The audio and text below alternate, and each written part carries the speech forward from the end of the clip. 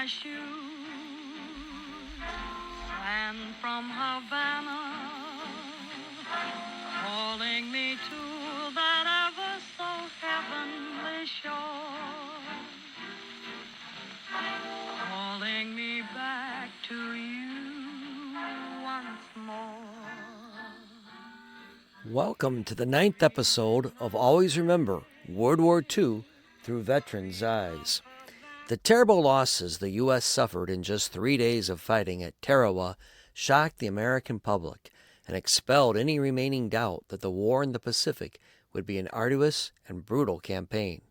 As the Allies embarked on their island-hopping campaign, growing ever closer to the Japanese mainland, they soon discovered that their enemy was adept at presenting new challenges on every island. This podcast will remember the fighting in the Pacific at Tarawa, Saipan, Tinian, Peleliu, Leyte, and the Philippines.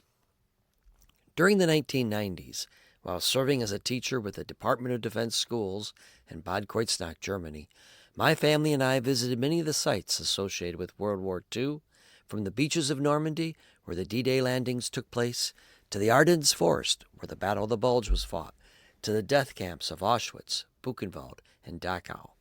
We saw what was at stake in World War II, when not only democracy in the U.S., but throughout the world, hung on the balance. I began to write to World War II veterans to thank them for their service. I sent them pictures of the sites we visited. I invited them to share their stories with me, and I promised to keep them alive in the classes I taught. What I never could have anticipated was that veterans shared their stories with their buddies and printed my letters in their reunion newsletters. I was soon corresponding with approximately 140 World War II veterans, 20 of whom received the nation's highest honor, the Medal of Honor. I had more material than I could ever use in the classes that I taught. To keep my promise, I will always remember World War II through veterans' eyes, and I launched this series of podcasts, which are based upon the book. On November 20th, 1943, the U.S. Marine Corps launched its first amphibious operation in the Central Pacific at the tiny atoll of Tarawa and the Gilbert Islands. Because the island was so remote, U.S. intelligence was not fully aware of how well the Japanese had fortified the atoll. Tarawa was defended with over 5,000 Imperial Japanese Marines, 400 specialists, an airfield, 37mm to 293mm guns, light tanks, bunkers, and hidden pillboxes, all on a flat island just 2 miles long and 800 yards wide at its broadest point. Over 100 American warships, landing craft, and transports were used to invade the atolls of Tarawa and Macon. The battle for Tarawa would cost the Americans dearly. Because of the shallow shores surrounding the atoll, the landing craft had to cover 10 miles before reaching shore, passing Japanese defenses and a coral reef. The Japanese guns opened fire on the first 2 waves of Marines, causing heavy casualties. Hand-to-hand combat awaited the Marines, who made it to shore. During the 3-day, 76-hour battle, some 6,400 Japanese, Korean, and American lives would be lost, nearly 1,000 of which were U.S. Marines. The battle was so deadly that it ignited a public outcry back home when enormous losses were reported for such a small, seemingly insignificant island. Richard V. Morgan of Waynesburg, Pennsylvania, was in the initial assault on Tarawa, whose code name was Red Beach 3. He recalled, D-Day began with high expectations and a highly unusual steak breakfast aboard ship. Spirits were high as the Marines thought they would quickly take the island. Morgan was even pleased that his battalion had been chosen to be in the initial assault, assuring him that he would see some action. That action came immediately as the Marines found themselves under heavy fire. I was in the first wave of Higgin boats to hang up on the coral reef. We had to wade about 500 yards to the beach through heavy crossfire from a pier and partially sunken Japanese boat. Machine guns lined the half-sunken freighter 250 yards to the Marines' left, while snipers struck at the Marines from poles supporting the pier about 100 yards to their right. Through the shoulder-deep water, Morgan carried his weapons and ammunition, as well as 6 lightweight canvas bags to be used as frontline panel markers to guide Allied support aircraft. 2 of Morgan's friends were hit before they reached shore. His friend Spider Arnold of Sontag, Mississippi, was hit in the ribs, but said he would make it all right and for me to continue to the beach. Morgan gave him 4 of his canvas panel markers to help him remain buoyant. He then spotted one of the Japanese snipers from the pier. Morgan's first shot failed to go off, but his second shot hit the sniper. Another of Morgan's friends, Stanley Backus of Danville, Illinois, was soon hit in the neck, but assured Morgan he too was going to be okay. Morgan kept his head just above the waterline as he continued to move forward. He was only about 150 yards from shore when the barbed wire entanglement in front of him was destroyed by an explosion. Morgan now had to clear a path to the sea wall. Under fire the whole time, Morgan estimated it took him between 2 to 3 hours to wade from reef to the shore. Jumping over the sea wall, Morgan ran across a taxi strip. He was now alone, and it took him several hours to locate the other men from his platoon. Once he was reunited, Morgan spent much of the first night assisting Corporal Shook as he searched for a wounded sergeant who had been given a field telephone. They eventually found him in no man's land, sitting alongside a burnt-out Japanese tank.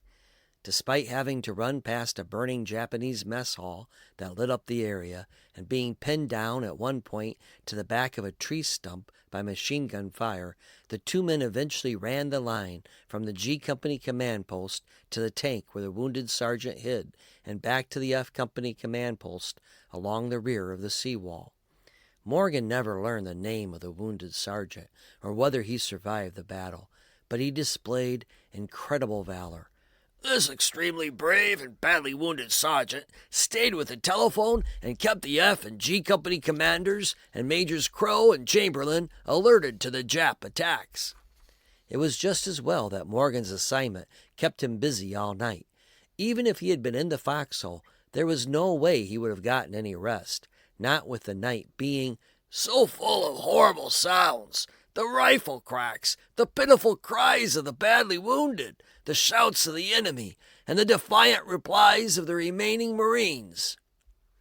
The 2 days that followed were filled with intense fighting as Morgan and his platoon cleared out reinforced Japanese pillboxes and bunkers.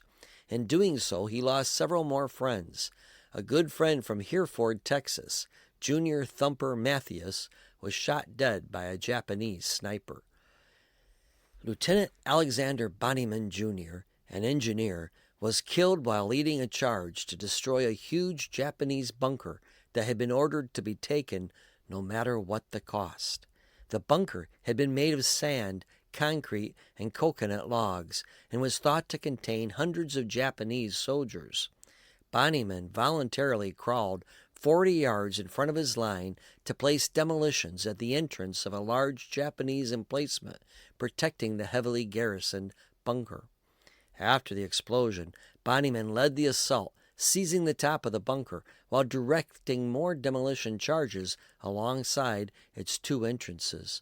Once atop the bunker, Bonnyman fiercely defended his position until he was charged by Japanese soldiers and fell mortally wounded.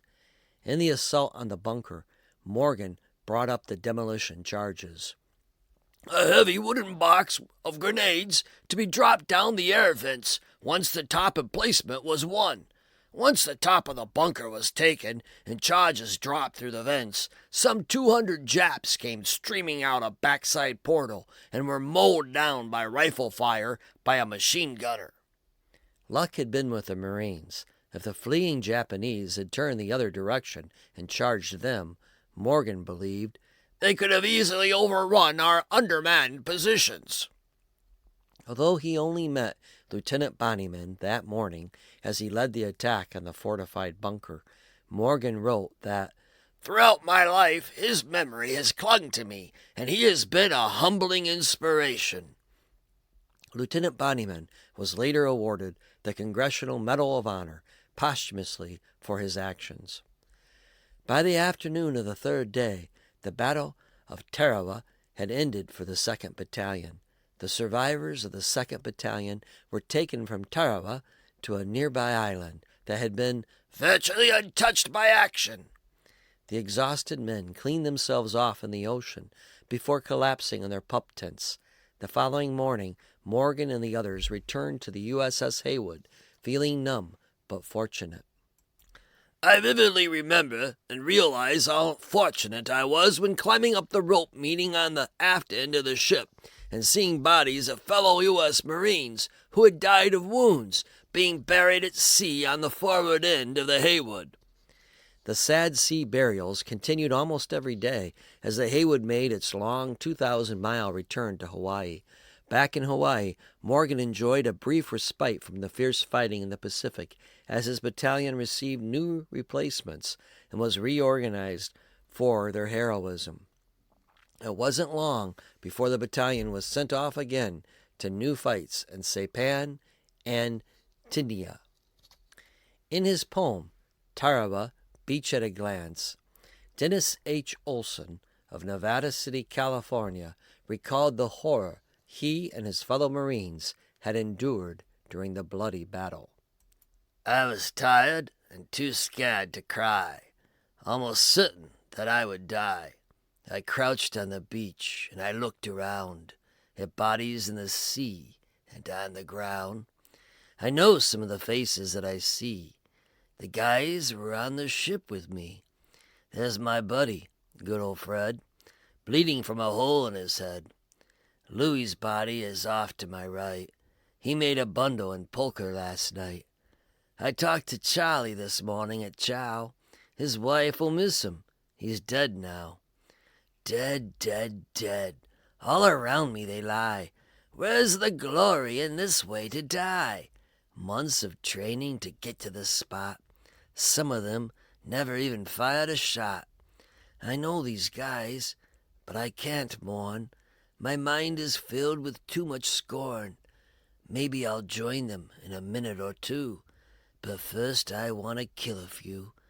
If I survive this goddamn war, I'll remember friends who died before.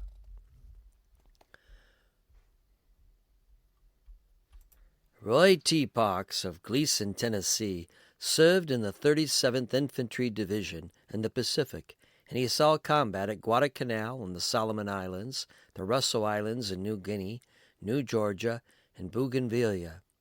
Parks served as a patrol leader for search and find by compass. He also served as a special radio man and often was assigned to a small patrol of just 4 men. Parks visited 22 islands in all during his tour of duty. Parks recalled the living conditions were nearly as miserable as the combat. Our problem was living conditions. Swamps and jungles, no civilization. When shelling started, it rained day and night. We stayed wet all the time. We tried to sleep in the water. No movement at night, no smoking. Cover your watch with mud. That's when Japs would harass you at night. Parks recalled land crabs and 6-foot lizards that would come out crawling at night and sometimes be mistaken for Japanese soldiers in the dark. The Japanese seemed to be everywhere, and the conditions were brutal, as Parks described. We cut our way wherever we went, and we shot our way from the hip. Maybe our shoes would last a week. We lived on sea rations for maybe a month at a time. We never shaved or changed clothes. I had malaria, yellow fever, jungle rot. The only supply train we had was a small bulldozer and a jeep. The bulldozer man was lucky to last 2 days. The front line was everywhere. If you got cut off, you lived on treetops and vegetation for 2 or 3 days. Living was 1 day at a time. The Japanese would use psychological warfare against the Americans. Whenever they found a dead soldier, they would dress the corpse in American combat fatigues. You would meet one, and you would think he was one of us," Parks recalled. By the time Parks returned home, his jungle rot resulted in the loss of all of his toenails and his fingernails. "When I came home, I had blisters on my hands, which were very embarrassing out in public," he wrote. In time, Parks' fingers and toes healed, perhaps better than his psychological wounds. Parks wrote of his experiences in the war. "I don't speak of these things much. I can't, for I get too emotional. My wife won't let me watch war stories on TV." The Allied island hopping strategy included liberating the Mariana Islands of Saipan, Guam, Tinian, which would enable Allied long-range B-29 bomber squadrons to strike the Japanese mainland. The Allies focused first on Saipan because of its airbase. Heavy bombardment by air and sea began striking Saipan's beaches at 5:45 a.m. on June 15, 1944. Less than 3 hours later, 700 amphibious landing craft delivered 8,000 Marines to its shores. The 32,000 Japanese soldiers defending the island fiercely resisted the invaders. By day's end, the Marines had suffered 2,000 casualties, but their forces were soon bolstered by an additional 18,000 Marines who landed on the mountainous island. For the next 3 weeks, the island witnessed savage fighting, ending with a last-ditch 15-hour banzai charge of 3,000 Japanese soldiers through the American lines. After hand-to-hand fighting and the support of the Marine howitzers, the Japanese onslaught was finally halted. Having survived the horror of Tarawa, Richard V. Morgan was nearly killed while on patrol walking on a jungle trail in Saipan when a suicidal Japanese soldier strapped with explosives jumped out at him. "I was slow in hitting the deck in response to the cries of the Marines in the back of the Jap. I received minor pieces of shrapnel and coral in my back. I was treated hastily by our corpsmen, and I never left duty time." Recalling the seriously wounded Marines whose cries had kept him up all night in Tarawa, Morgan deemed the wounds not serious enough for a Purple Heart, and he refused mention for one. After the terror of the Banzai charge, Japanese resistance on Saipan effectively ended. But even as Saipan was declared secured on July 9th, a terrible tragedy was about to unfold. Emperor Hirohito feared capture of the island's remaining Japanese civilians might provide the Allies with a powerful propaganda tool, especially if they were given humane treatment as prisoners. Emperor Hirohito ordered the island's remaining civilians, who had gathered at Point Marpi, the island's most northern point, to commit suicide to evade being taken prisoner. Putting their faith in Emperor Hirohito's promise that their souls would be justly rewarded in the afterlife, hundreds of Japanese civilians and soldiers ignored the American promises carried over loudspeakers that they would be treated fairly and flung themselves over the cliffs to their deaths. Marines watched helplessly from another cliff as about 100 Japanese on the beach bowed to them, changed into clean clothing, unfurled the Japanese flag, and then set off hand grenades that they held close to their bellies. In just over 3 weeks of fighting, the Americans had suffered 16,525 casualties compared to 30,000 dead Japanese. The devastating news of Saipan's capture resulted in the resignation of the Japanese Prime Minister Tojo Hideki and his cabinet. As a senior naval advisor told Emperor Hirohito, it was clear now that the hell is on us. It would soon get much worse. Saipan provided the Americans at last with an island so close to Japan that they could easily carry out airstrikes. Within 2 weeks, they would soon possess another one, which would become their busiest of the war. Located just 3 miles from Saipan, Tinian was invaded by the Marines on July 24th. Because of its rocky coastline, Tinian had natural obstacles for any amphibious landing. The Japanese expected the Americans to land on the southwestern beaches of a Tinian town where they had built up their defenses. To avoid what would otherwise have been heavy losses, the Americans chose instead to land in the northwestern corner of the island on 2 small beaches between pointed cliffs.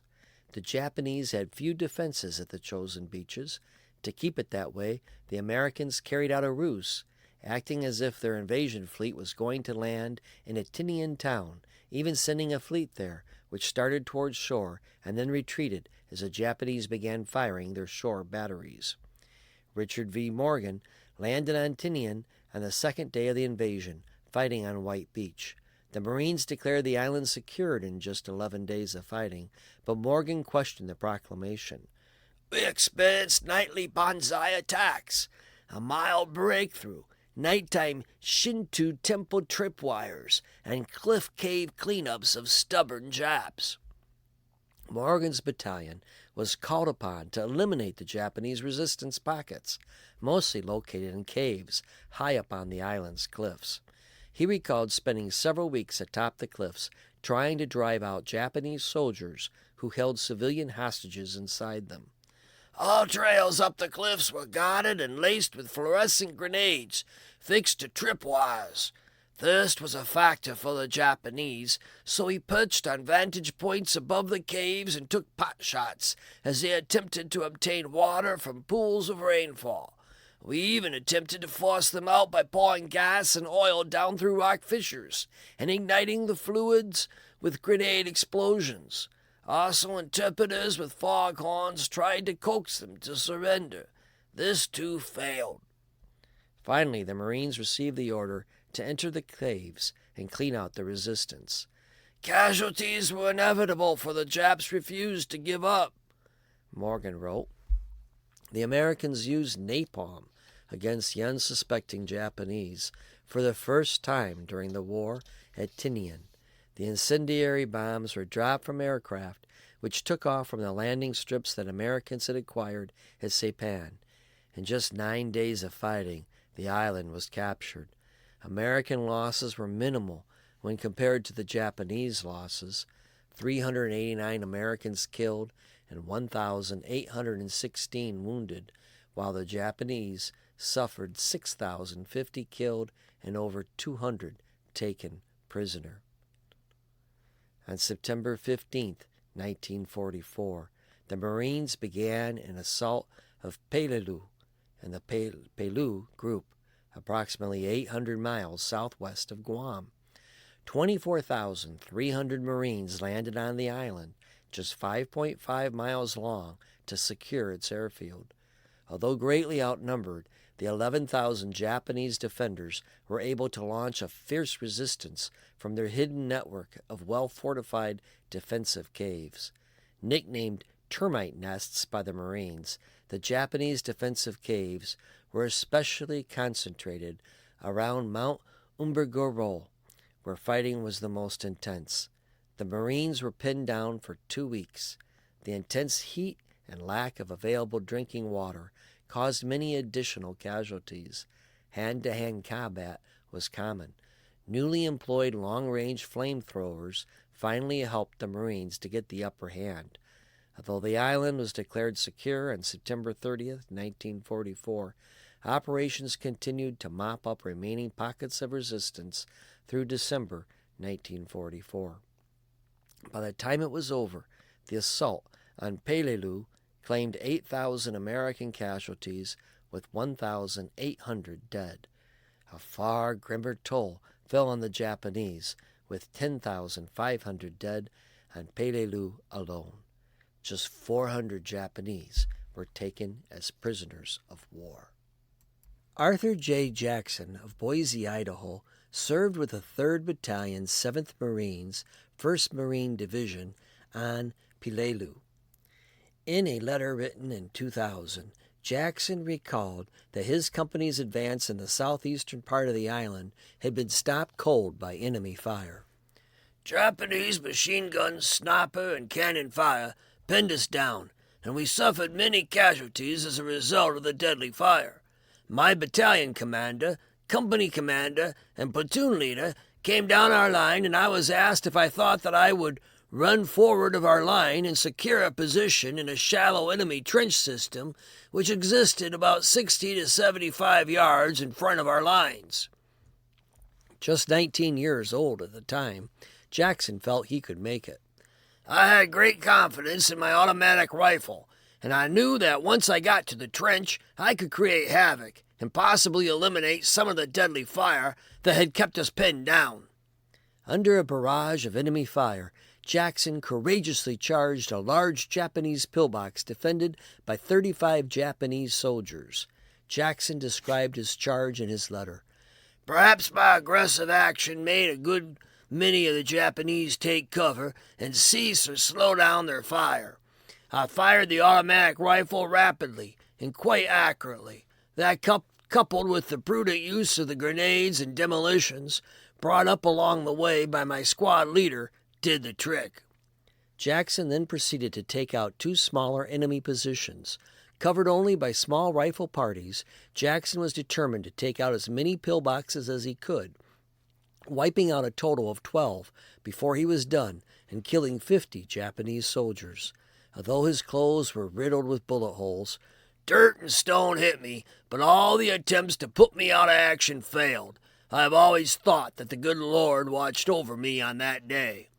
Jackson's good luck wore out a few days later when he was finally hit by small arms fire up on the ridge in the northern part of the island, and I was then evacuated and placed aboard the hospital ship Solace for a journey to New Caledonia for further medical treatment.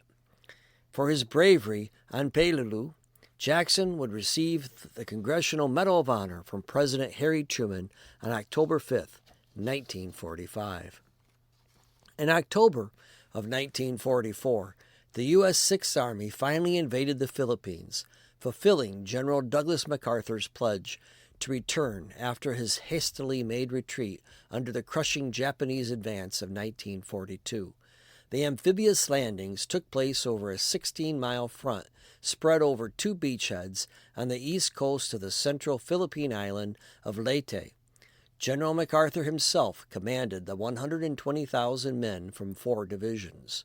A jubilant General MacArthur, accompanied by the exiled Filipino president Sergio Asmena, took to the airwaves, addressing the people of the Philippines. People of the Philippines, I have returned. Rally to me, for your homes and hearts strike. In the name of your sacred deed, strike. Let no heart be faint. Let every arm be steeled. The guidance of divine God points the way. Follow in his name to the holy grail of righteous victory. James Spaulding of Searcy, Arkansas, figured he was within 20 feet of General MacArthur when he made his return to Leyte. He was up there amongst us when the going got tough, Spaulding recalled, though he didn't stay long. Spaulding was one of 4 brothers who served in World War II. As he hit the beach at Leyte, Spaulding was already a veteran of combat, having participated in the invasion of the Admiralty Islands in New Guinea. No island invasion, though, was ever the same, and at Leyte, Spaulding was asked for the first time with carrying a flamethrower. The flamethrower pack weight about 70 pounds, bringing the weight of Spaulding's pack to at least 100 pounds. The flamethrower could shoot a big flame about 100 feet. Fortunately, Spaulding never had to use it. His rifle came in a lot handier, but he did have to carry the flamethrower at both Leyte and at Manila, both of which he remembered as pretty rough going. By the time Spaulding got there, Manila looked as though a tornado had hit it. Best I can describe it, Spaulding recalled. I mean, it was totally torn to pieces. The Japanese resistance, particularly the snipers, tried their best to do the same to the American GIs. I saw several picked out right around me, but I was lucky, very lucky. I didn't get a scratch," Spaulding recalled. Imperial Japan had been anticipating an invasion of the Philippines and had prepared Operation Shogo to defend the islands, which were seen as crucial for Japan to maintain its access to Southeast Asia's oil. Almost the entire Japanese Imperial fleet was sent to destroy the American invasion fleet. Between the two sides, more than 800 ships, 1,800 aircraft, and 200,000 soldiers were engaged in what became one of the largest naval battles in history.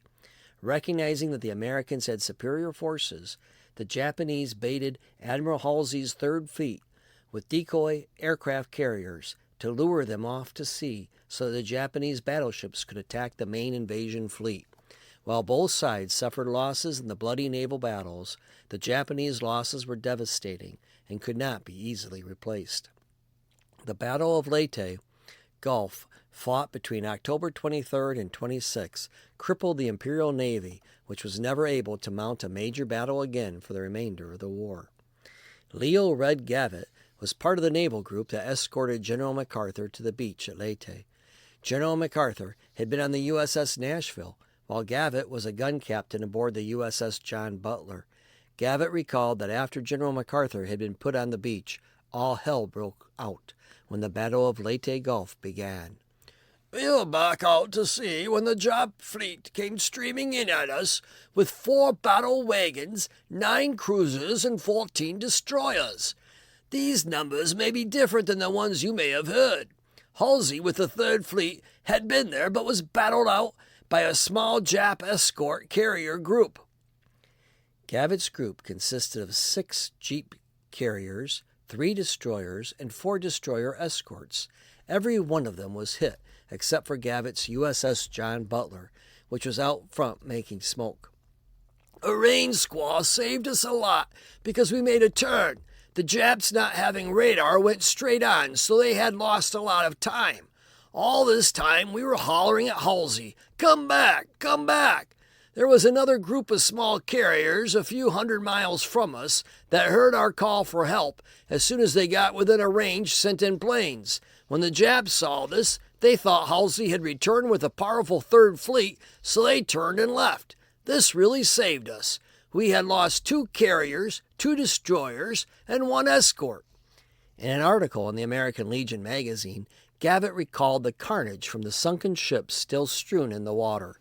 "With 2 of our aircraft carriers, 2 destroyers, and 1 destroyer escort sunk, hundreds of 19, 20, and 21-year-old American lads were in the water, gulping oil and dying. They hadn't yet learned what life was all about. As we picked them up, we received orders over the bullhorn. 'Just the live one, boys, just the live ones.'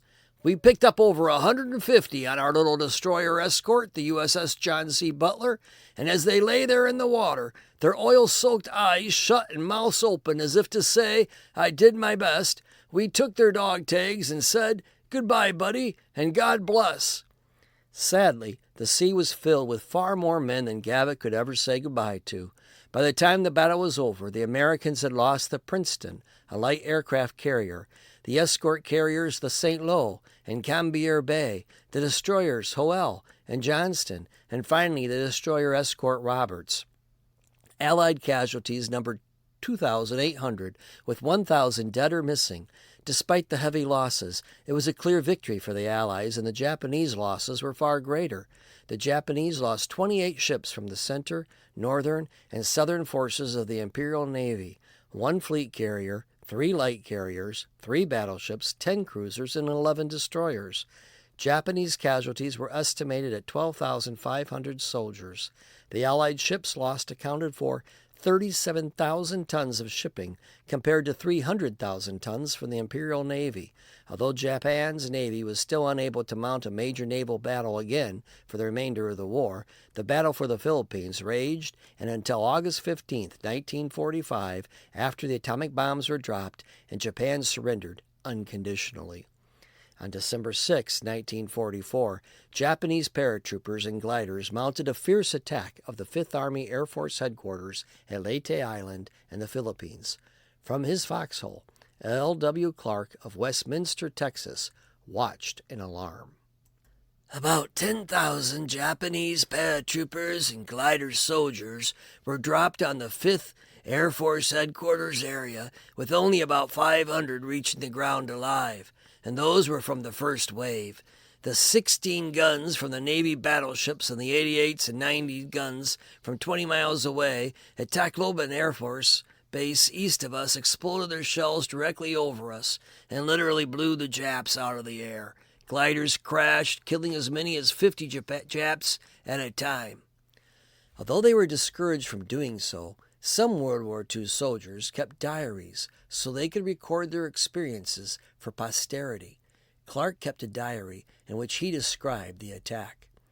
After chow that evening, me and the boys in my tent, we started fixing up our tent, tightening the ropes and straightening the center poles and making them higher. Gordon and I was trying to straighten the center pole and make it higher when we heard a formation of planes overhead. A formation didn't seem out of the ordinary, for our planes went over often in formation. We knew there was an alert on, an air alert and ground alert, but they were so frequent and often, nothing was thought of until our ground batteries started firing. We dropped the work we were doing and we rushed outside. Some GI was marveling over the twin-engine bombers we had. A new man overseas undoubtedly, and wondered why our ACAC was shooting at them. I took one look overhead, and knowing we didn't have any twin-engine light bombers in this theater, knew they were Japs, and furthermore, not bombers, but transports. That meant only one thing: paratroopers. Clark and the other men dove into their foxholes, using boards and sheet iron to cover them from the flak that they knew would soon be falling. After the transport planes had flown by and the ACAC got further away, they quickly got out of their foxholes to get their guns, knowing they would need them with the Japanese paratroopers dropping. As they did so, Japanese fighters came in, strafing, and with them more ACAC from the air defenses.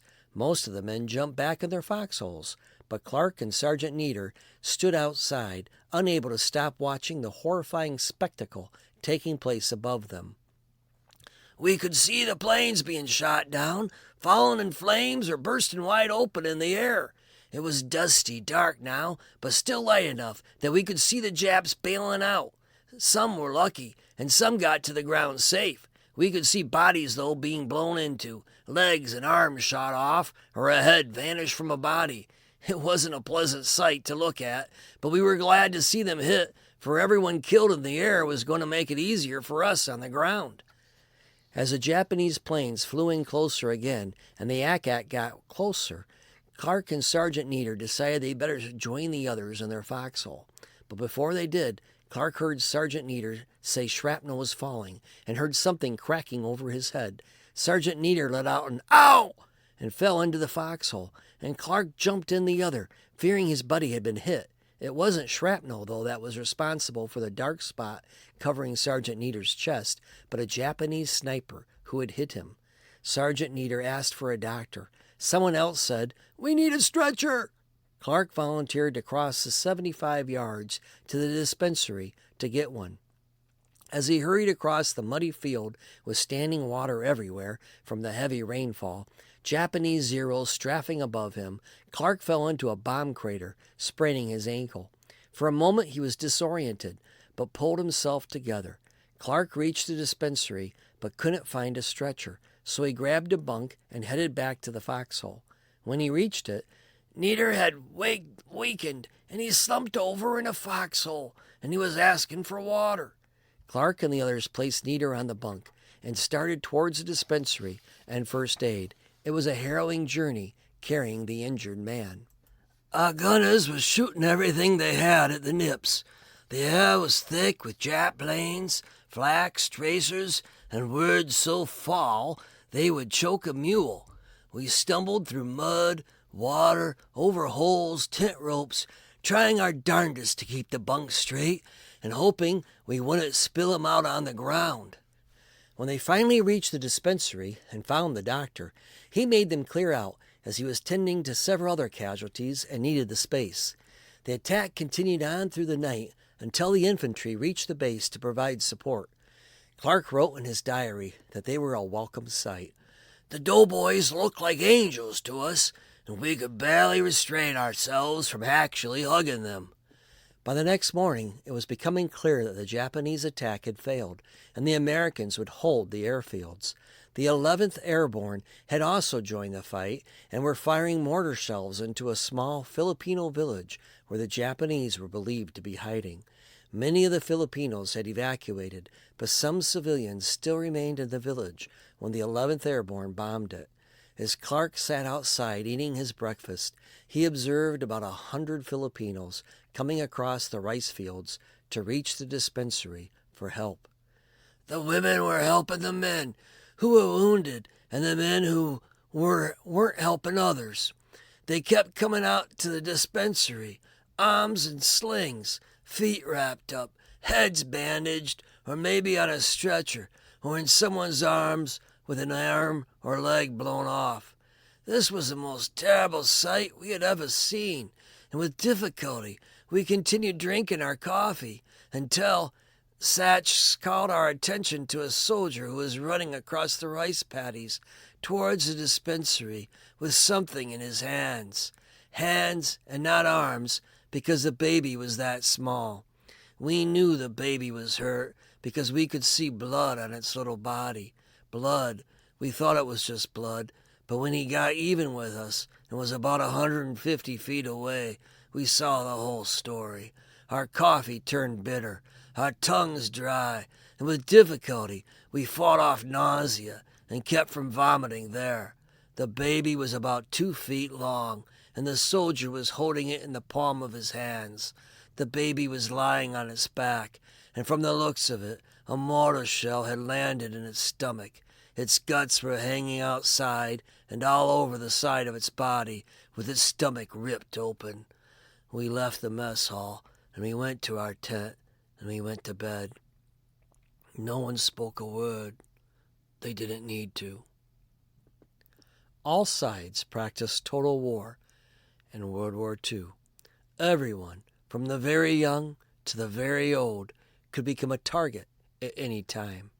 The shocked American soldier carrying the mortally injured baby, the sight of which cost Clark his appetite, was but one of an estimated 50 to 55 million civilian deaths, including deaths from famine and disease caused by World War II. Shockingly, nearly twice, I'll say that again, nearly twice as many civilians died in World War II as did soldiers.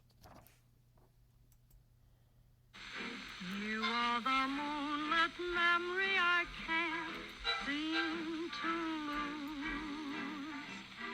That's why my Our song today was Sand in My Shoes, music written by Victor Schwartzinger and lyrics written by Frank Losser. It was written in 1941. Connie Boswell sings it, and it was originally in the Paramount comedy film Kiss the Boys Goodbye. If you liked this podcast of Always Remember World War II Through Veterans' Eyes, please leave us a review on whatever podcast network that you use. Follow our podcasts and tell your friends. New episodes come out bi-weekly. You can find the companion book on Amazon.com. Until next time, thank you for remembering and honoring our World War II veterans. deep in my soul, a thundering roll of a tropic sea.